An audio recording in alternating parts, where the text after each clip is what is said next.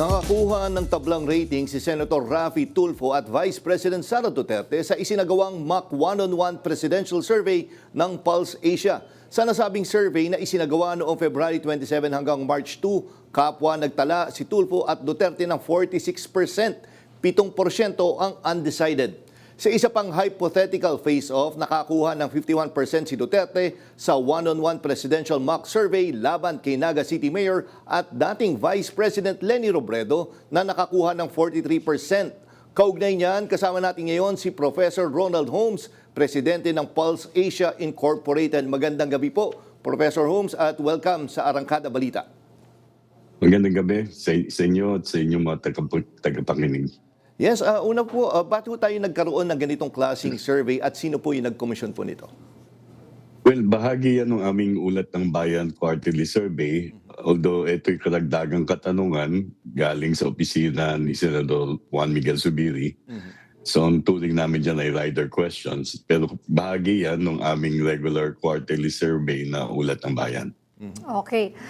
So sir, paano po nangyari na tabla sa 46% sina Senator Raffy Tulfo at VP Sara Duterte? Ano po ang ibig sabihin nito?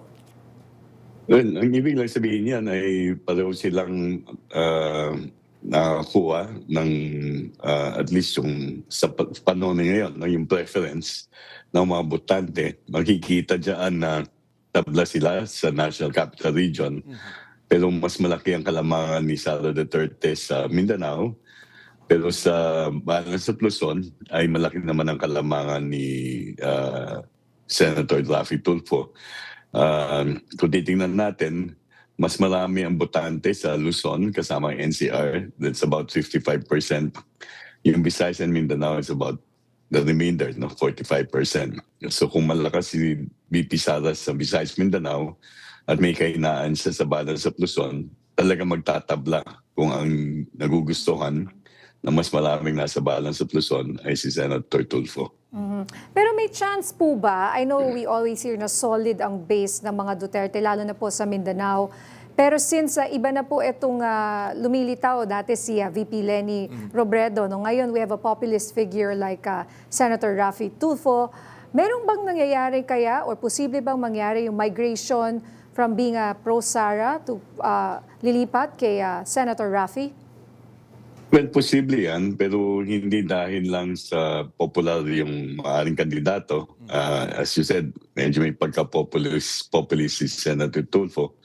Pero depende na rin yan sa mga makaganapan sa mga susunod na buwan leading up to the 2028 election.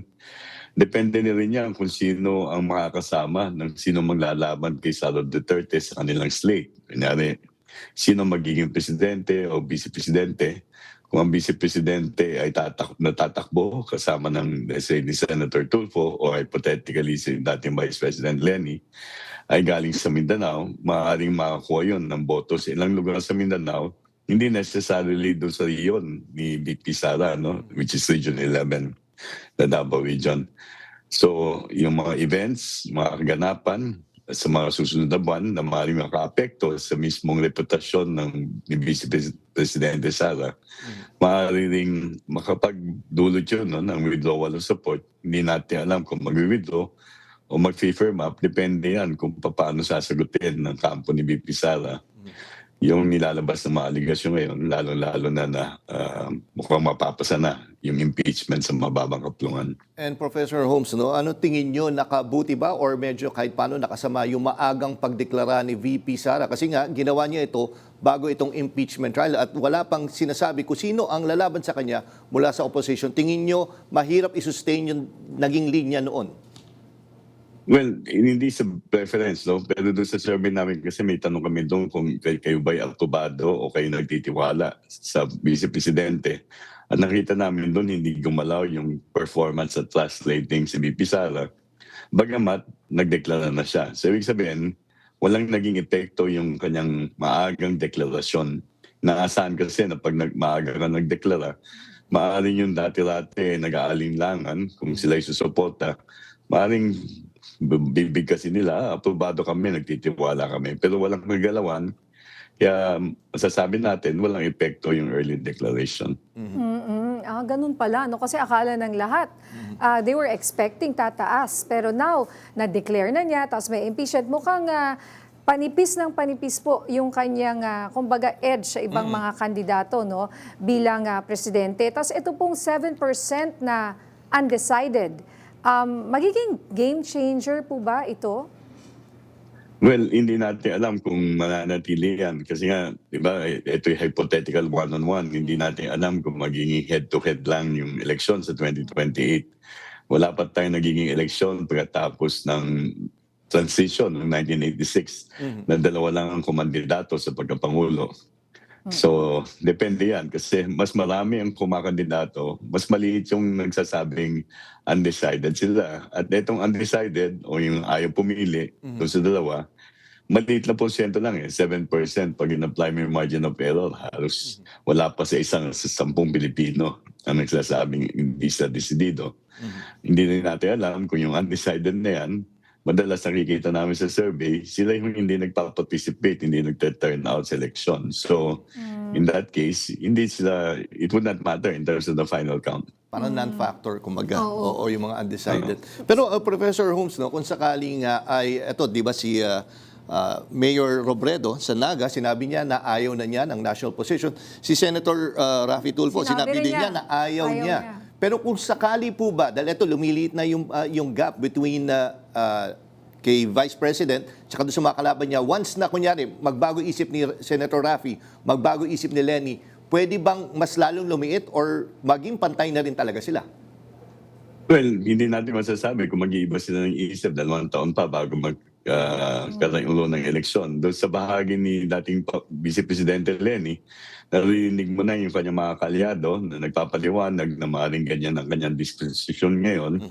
Maaaring siguro dapat kumumbinsi sa kanya ay yung mga taga-Naga na sabihin ng mga taga-Naga na kailangan ka ng bansa, umayos lang kami rito.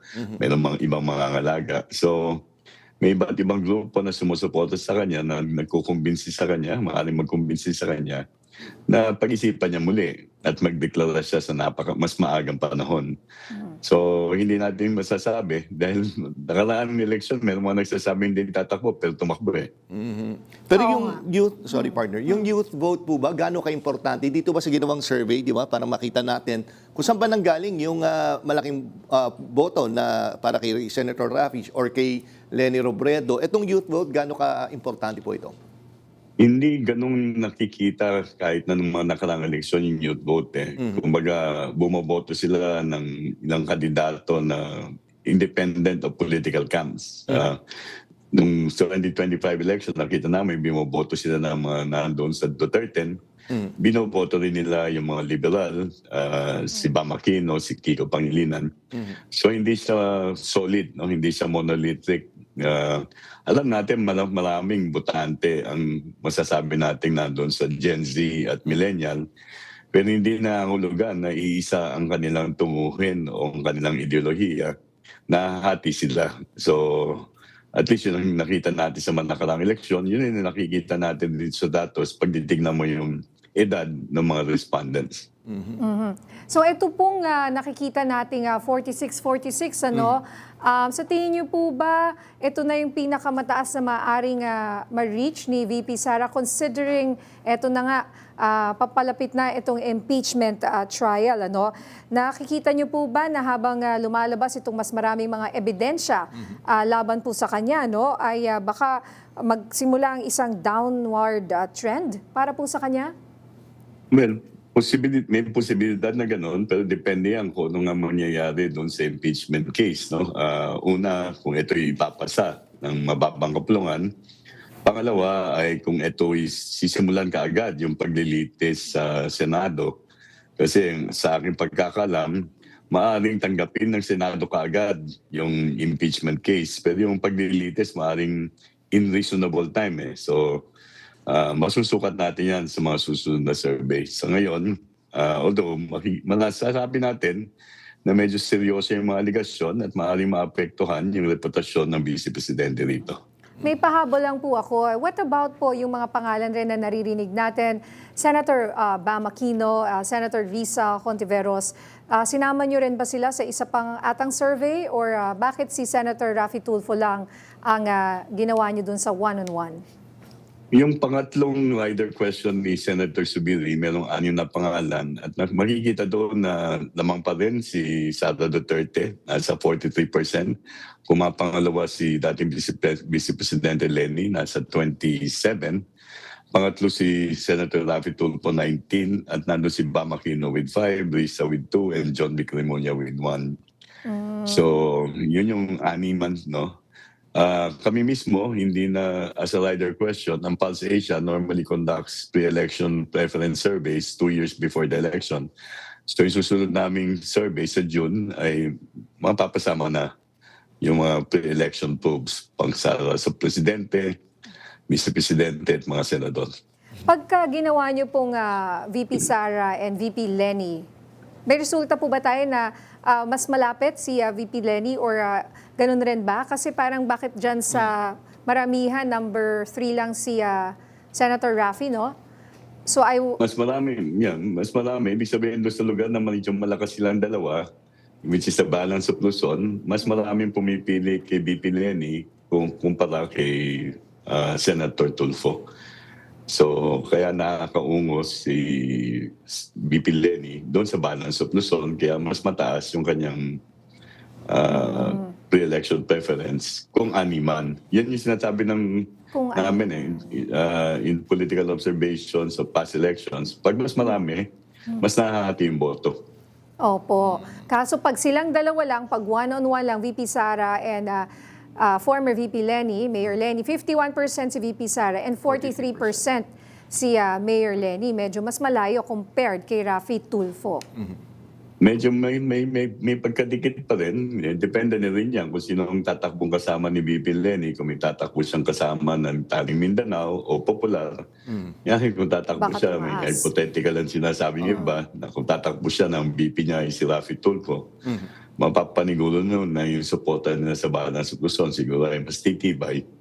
At since 45% ng voting population yon, so medyo malaking bagay yan. So, kasi yun din yan di ba? Yung tandem ni Sara at ni Bongbong Marcos noong 2022, alam natin na kung hindi sila nagsama, maaring ating-hati yung boto.